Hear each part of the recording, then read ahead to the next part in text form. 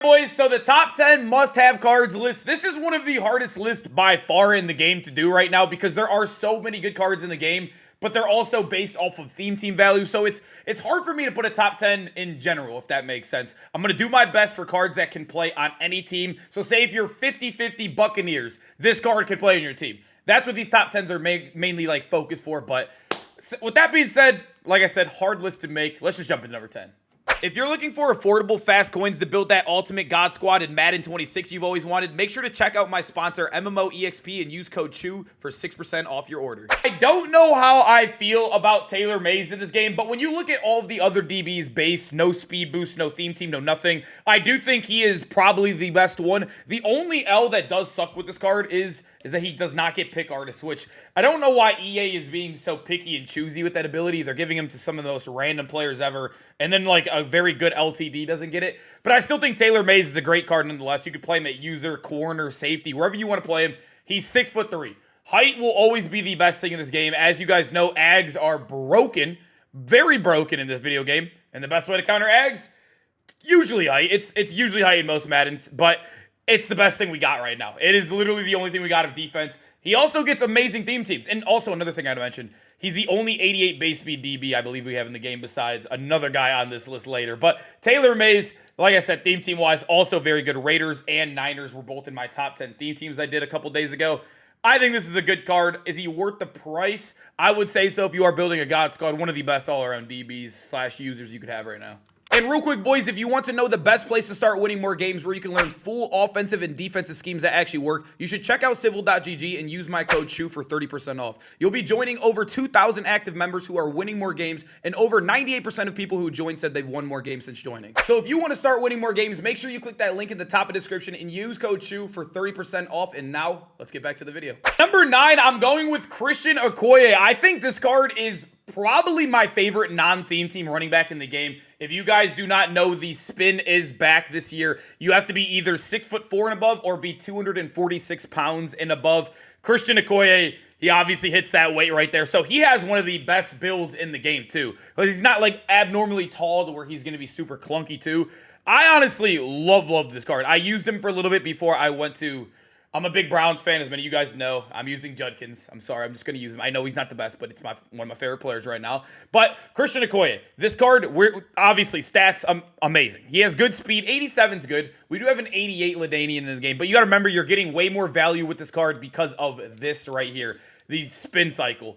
All you got to do is let go of turbo and spin. It's the fastest / best movement once again this year. It is 100% the best way to move, and Okoye is currently the only running back in the game that gets it. A bunch of wide receivers like Calvin, T. Higgins, Tet, they all get it. He's the only running back, and I think that has value. But you can play him at fullback too, even when he gets old. So it's a good card to invest your tokens in. Over to number 8. I still think Evan Ingram is the best tight end in the game. And I think this might be a little bit biased, but when you compare him to Gronk too, if you guys have not seen my Gronk gameplay, I don't know if it's because he doesn't have the spin, like rating, or if he's too heavy and too tall. He couldn't spin for me. He's like the only tight end I know that's 6'4" and above and can't spin. There's got to be something we're missing with like a stat or a weight or something with Gronk, because he's the only card I've used that couldn't spin. If you guys watched my gameplay on Gronk, I was super shocked and actually pretty disappointed. So when we're looking at the two cards, if he can't spin, then I'd rather go with the guy who's going to run routes better. And I do think these smaller guys run routes elite, and also a little bit of bias here. He gets by far, like I think there's other theme teams in the game. Steelers is really good. Raiders is really good. This is like the best theme team we have right now by far, and he fits it right into the mold perfectly. I think Evan Ingram is very, very good. Built-in matchup nightmare too if you want to use that. I think he's good, man. I think he's a must-have card in this game. Still tight end 1.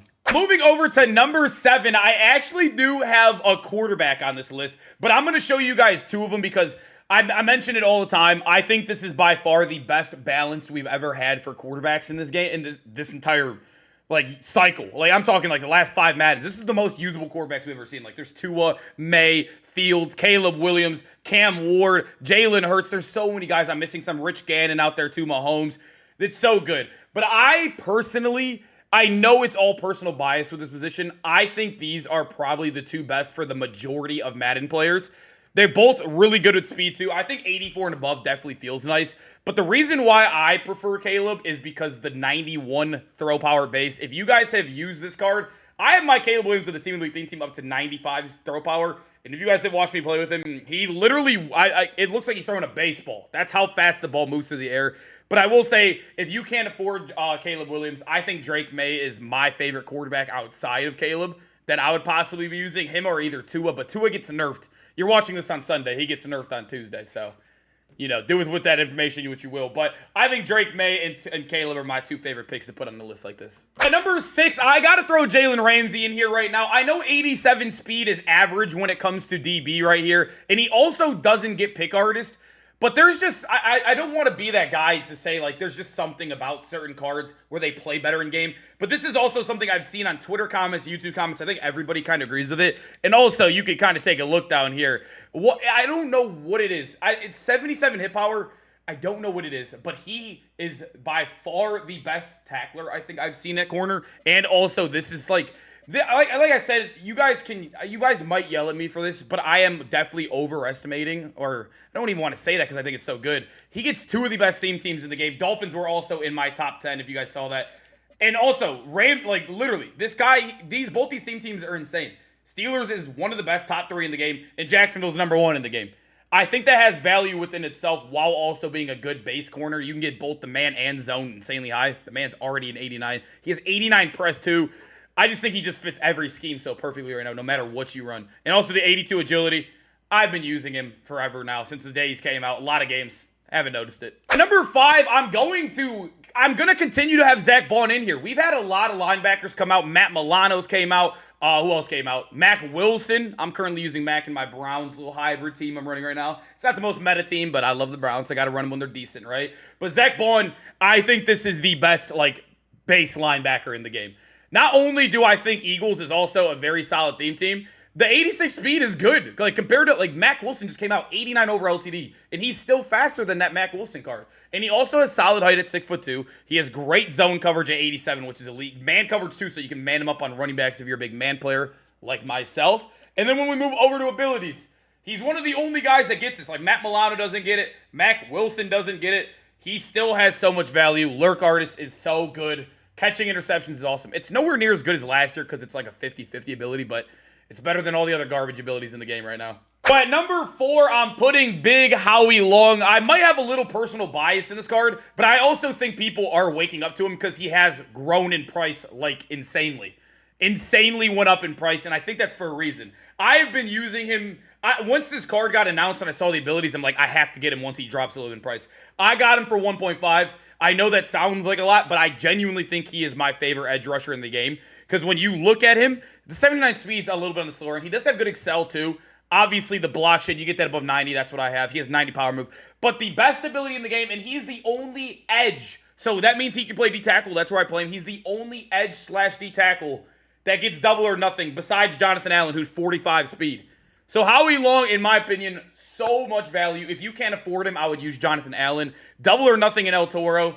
That's all I got to say. Don't believe me, you just got to try it. If you watch my gameplays, you watch my streams, you know. My Howie Long has 100 sacks, and he came out last week. And I send 2 people every play. I don't blitz 3 ever.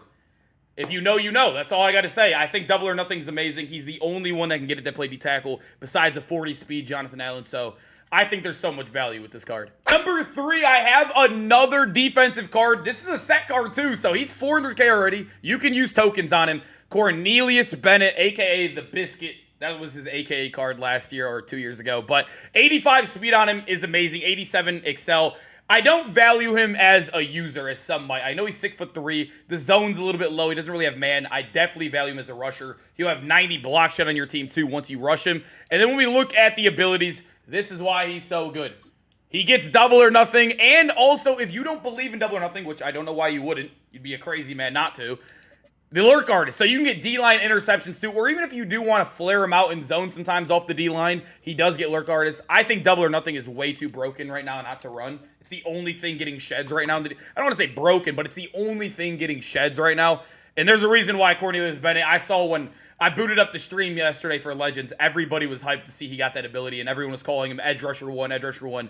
And I agree. I really do agree. I think he's going to fit perfectly into the scheme I run. At number 2, we got big Amari Cooper, man. I want to include a guy like CeeDee Lamb. So just if you're watching this video and you're like, where's CeeDee, where's CeeDee?